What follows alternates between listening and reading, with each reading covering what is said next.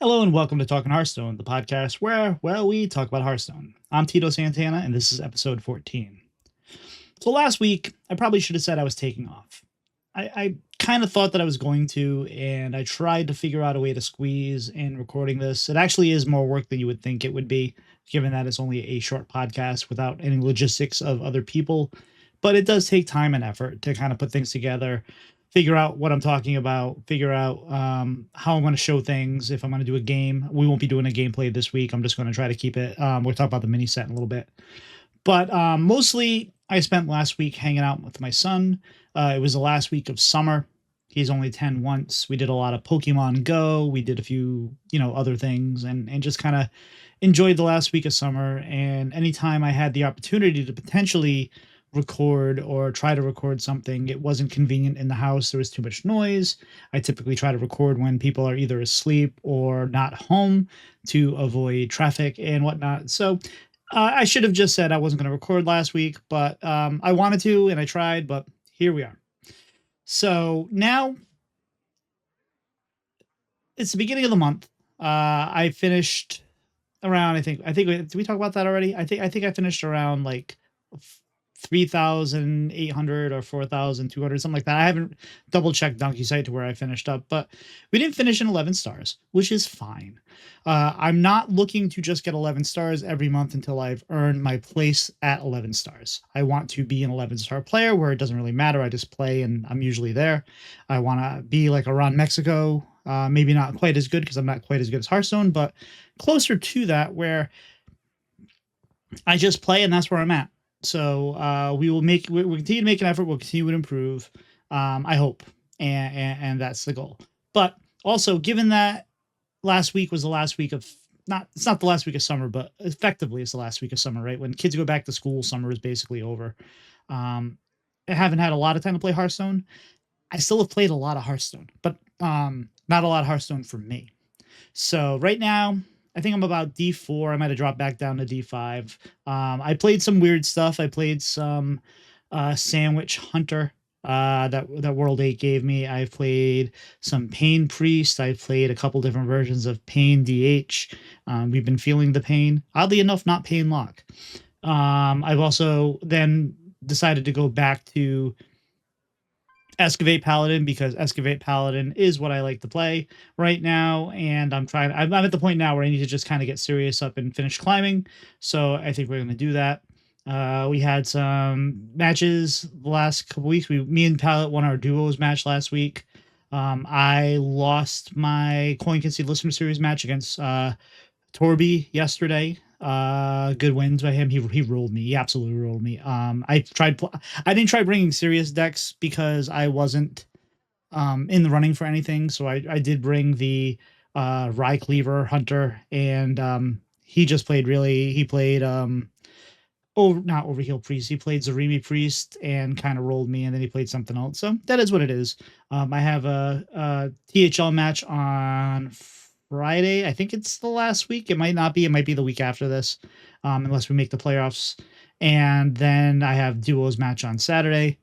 So it's fun. I'm kind of looking forward. As much as I like doing the competitive thing, when I have 3 matches in a week, it really kind of disrupts any kind of flow as far as just kind of ladder grinding, and that's probably good on some levels, but on other levels, I don't love it. So I don't want to quit any of my leagues. Like I like Coin Concede. It's really short. It's fun. I would like to win it at some point. I believe I can. I just haven't shown it yet. But the competition in there is really tough. I don't mean that I want to. I don't think I should be able to win it. I just mean that I'd like to think that I have the ability to. And then THL, my pro league, I really like. The duos league is super fun. I'm enjoying doing that. I thought about picking up other leagues in there, but I think I've finished. I think I have my maximum capacity, especially with everything else that goes on. Kid has taekwondo and whatnot. So right now I'm trying to find my routine. The kid's back at school. I've said that 16 times now, but it means that now I have kind of in the summer, things don't tend to be as scheduled, especially being unemployed as I am right now. It's been I don't. The last time I was unemployed for at all, but for this long, was back in 2002, 2002 to 2003. For a good portion of that, I was unemployed. So that was the last time. That was you. Some of you may not have been born then. So I'm used to having a job, used to doing, the 9 to 5 grind or whatnot. But now that I don't have that, the summer's been kind of disjointed. I'm still trying to find a job. I'm still trying to do content. I've kind of faded a little bit on making content. Not that I don't have plans, not that I don't have things in the hopper. I was planning on this. I had a whole plan mapped out for Tuesday. Hey, we're gonna do this, this, and this, and this. And then I realized I was so tired that I said, you know what? We're gonna take this week and we're kind of gonna ease into what we're gonna try to do. So that Tuesday I took a nap. I was tired. I got the kid off to school. I came back and I like slept for 3 hours, and it was exactly what I needed. Yesterday did some editing of bread and butter. The microphone was all messed up. My microphone. I don't know why my setup is giving me feedback, and it might be because it's too close to my monitor or my computer. So I can try that, but I also, it's not that big of a deal to use the USB setup, and I shouldn't run into that issue. So editing that was tricky. I had to remove a lot of what I said and try to keep it as listenable as possible.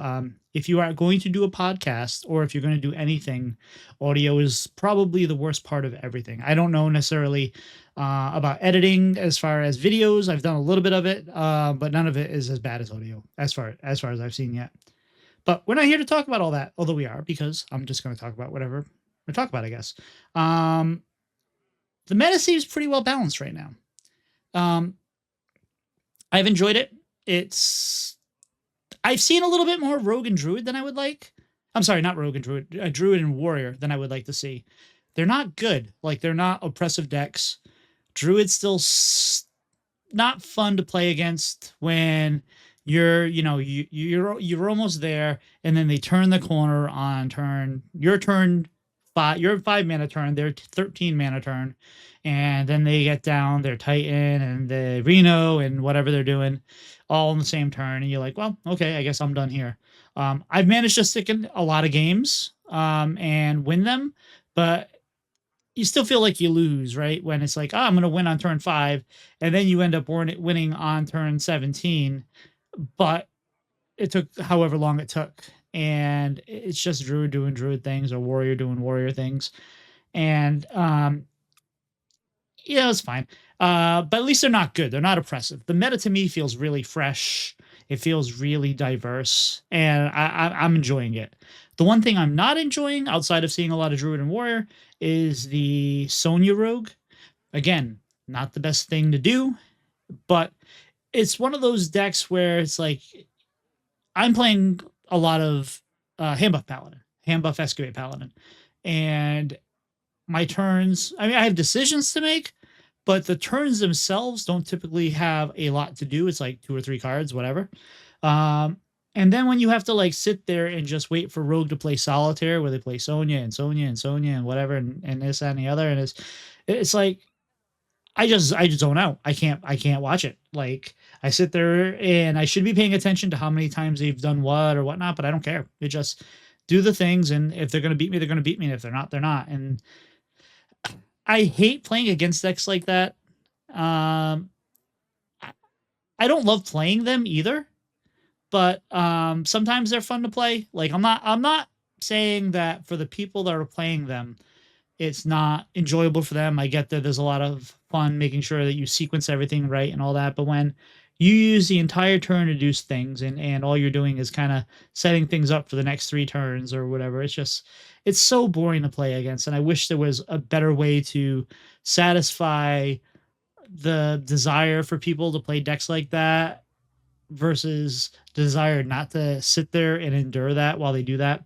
I will say, though, yesterday on stream, we played against one of those Sonya rogues.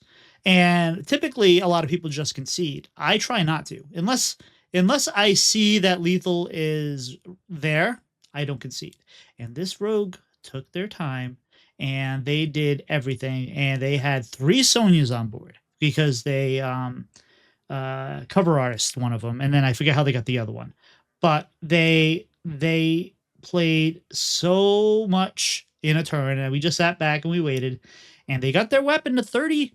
They could have killed me, but they ran out of time to swing the weapon, and we had exactly till the next turn, and that was semi satisfying. However, I'd rather not play against the deck regardless.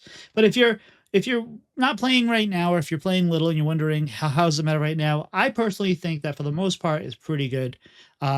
It's you can play pretty much anything, even hunter. You can play shaman. You can play mage.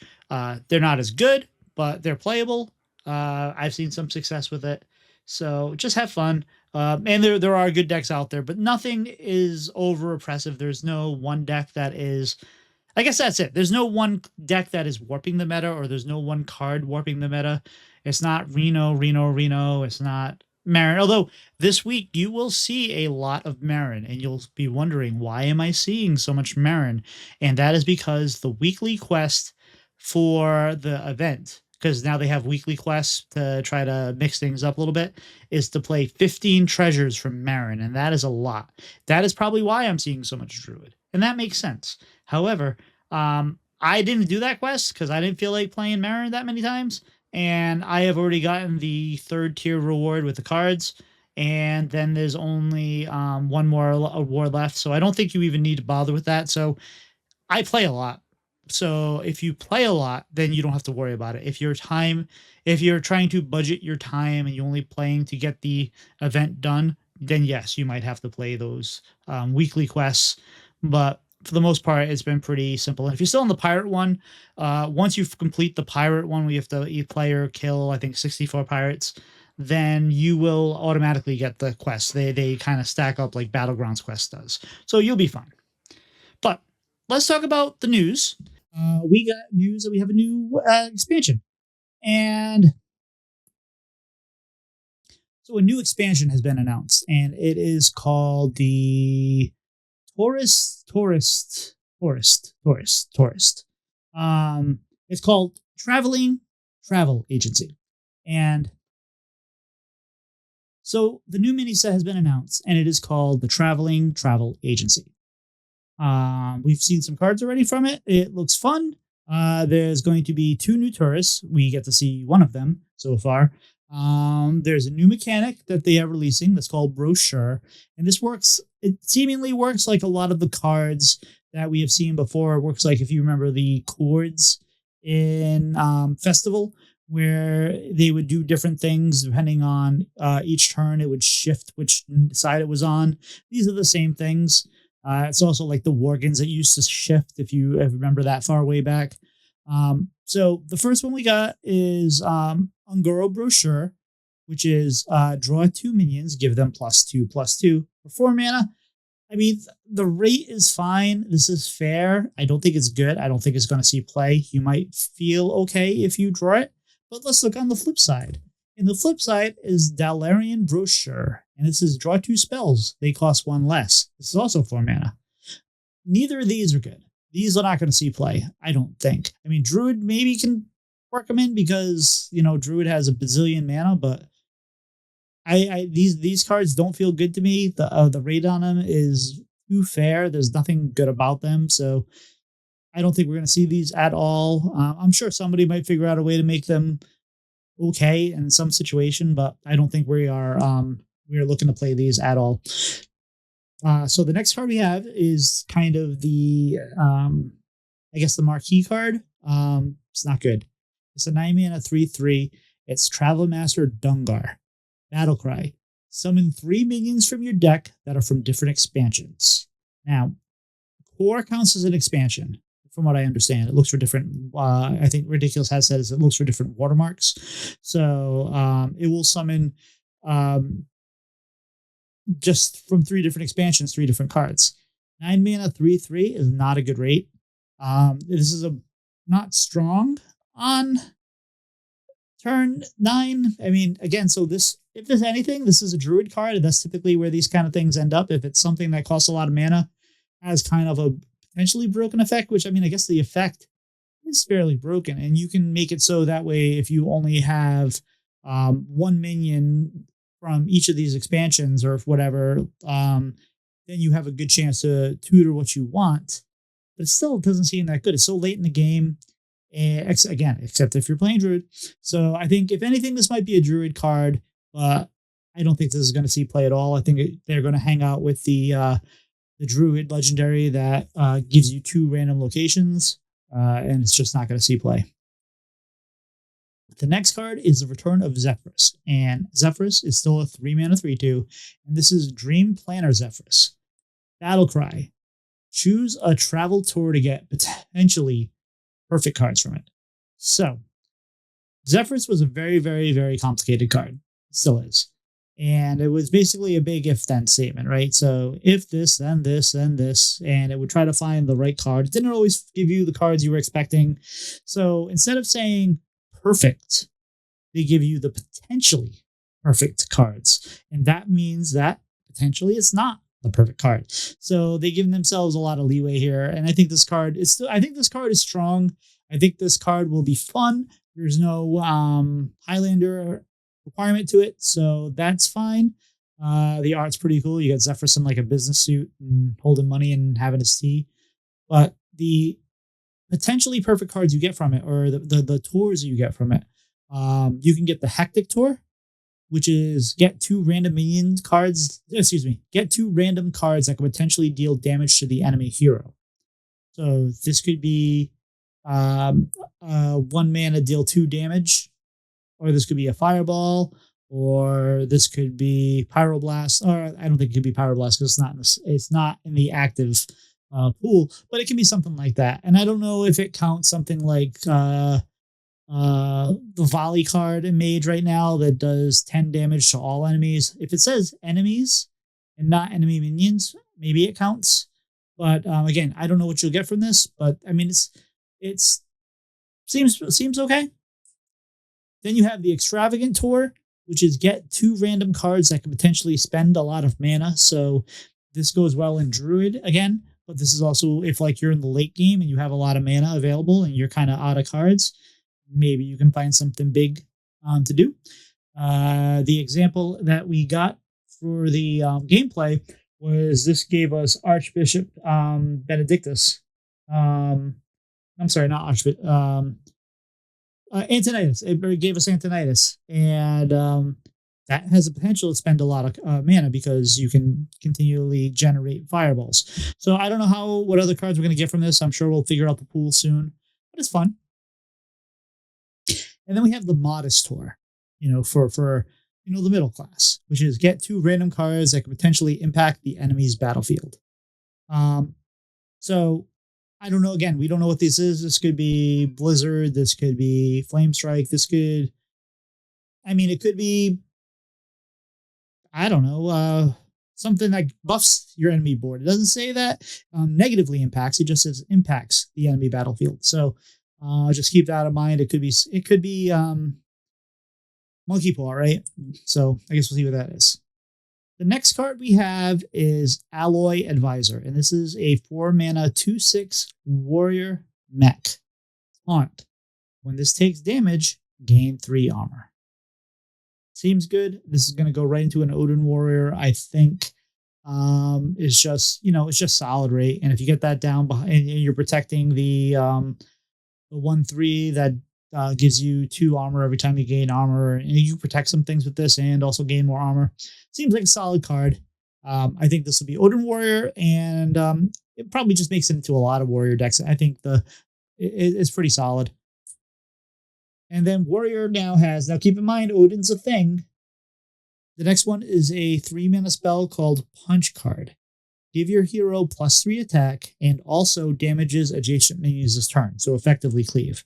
So now when that warrior's got 16 attack off of Odin, it can now clear 3 things. Seems good.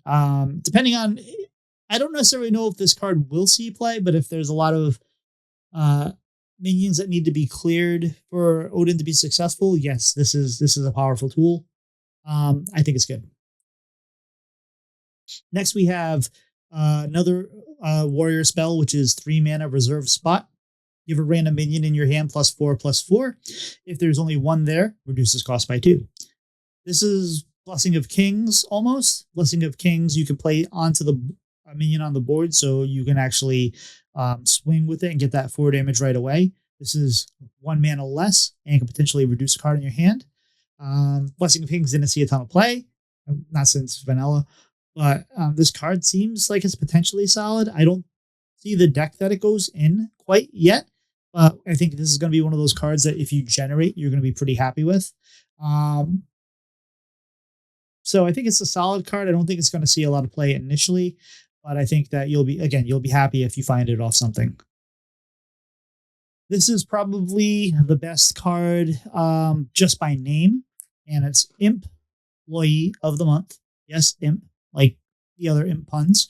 And you got an imp that's sitting at a desk and he's got his hands together like he's thinking about something evil. And he has got his coffee over there. It's a good little card. It's a 2 mana, 3/2 battle cry. Give a friendly minion lifesteal. I mean, this seems like a solid card to play when you have a board full of, I don't know, maybe giants and infernals and whatnot, and you want to gain health after losing all your health. This seems like and this isn't lifesteal to the end of turn. This is just give a friendly minion lifesteal. So this, I think this is going to find itself into pain lock and give it some more stability. Because a lot of times pain lock, those games are quick because you either win or lose because you get your health down so quickly. This card I think is going to see play. I think this is a solid card. It may not make it into every Warlock deck, but I think there's definitely a place for it. Now we have the Shaman. I think this is a Shaman. The Shaman brochure, and this is Ice Crown brochure.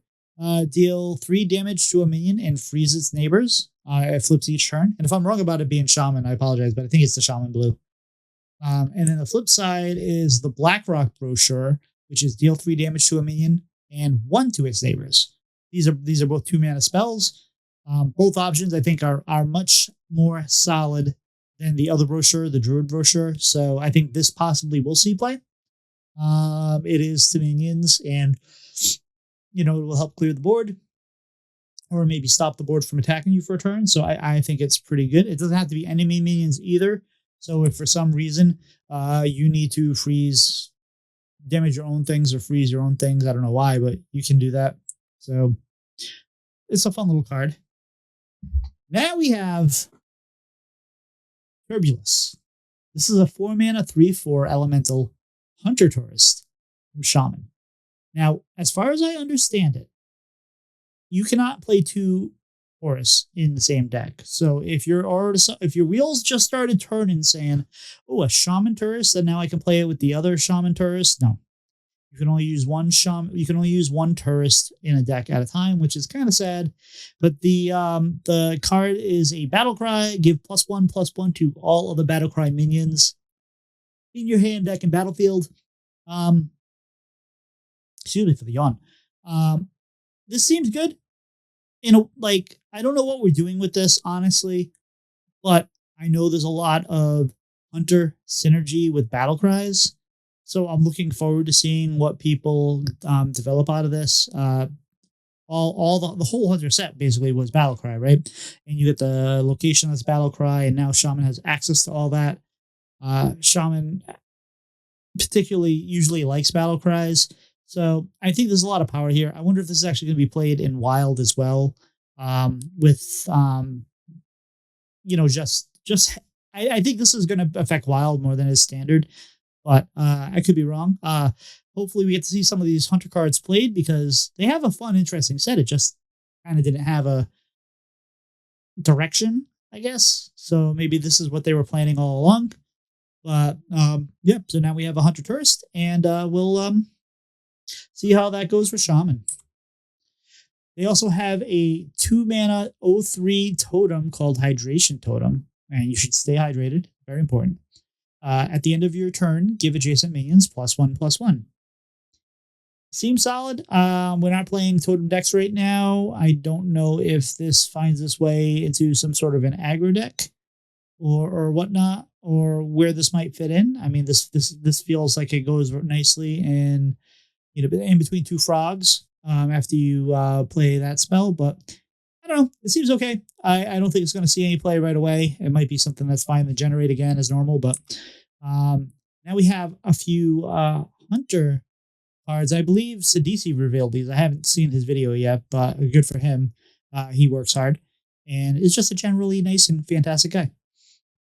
First, we have a 5 mana 3/7 beast called Cash Cow. Taunt. Whenever this takes damage, gain a coin. Now, I'm glad Rogue does not turn us into Hunter because this would be gross. Um, this seems like a solid card. Um, I having extra coins is rarely a bad thing, and having a beast, I think there's potential for this card to find a home. Um, I don't think it fits in any particular archetype right now, but maybe there's something out there. It just seems like just a solid card that it seems like a solid 29th or 30th card where it's just like I don't know what else to throw in. Let's just throw in the cash cow. Then we also have Workhorse, which is a 3 mana 4/2 beast. Death Rattle, summon two 1 ponies. Now this horse is wearing a suit with a tie, has glasses on. He is maybe Mr. Ed's father. I don't know. Looks great. This card seems solid. 3 mana 4/2 is probably okay as a vanilla, but the Death Rattle summon two 1 ponies is just sticky. We like sticky, and this is going to be a good card. Work ponies, 1 mana, 2/1 beasts, and that's it for the set. So, no, excuse me, it's not it for the set. That's it for the set that we have so far. So next week we should be able to finish up the set. I believe it comes out on the 10th. So maybe when we have all the cards revealed, I will try to get an episode out early next week. We will see. I'm making no promises on that, but I will make the promise that if I can do it, I will do it because I want to do it. So you can follow me on Twitter and Twitch and TikTok and YouTube and anywhere else. If I'm not somewhere, if you're expecting me and I should be there, let me know. I want to tell you this week on Bread and Butter, we get to talk to Pocky Plays about trinkets and battlegrounds and the general state of battlegrounds. It was a fun episode. And then last week we had on Zeddy and World 8, and we talked about how to use the coin. And if you are if you're like me and you're like, when should I use the coin? When should I use the coin? I think I'm better at it now, but you can always learn something. So I think that's a really good episode as well. Um, but I think that's it for me, y'all. I think I'm done talking. Have a great day.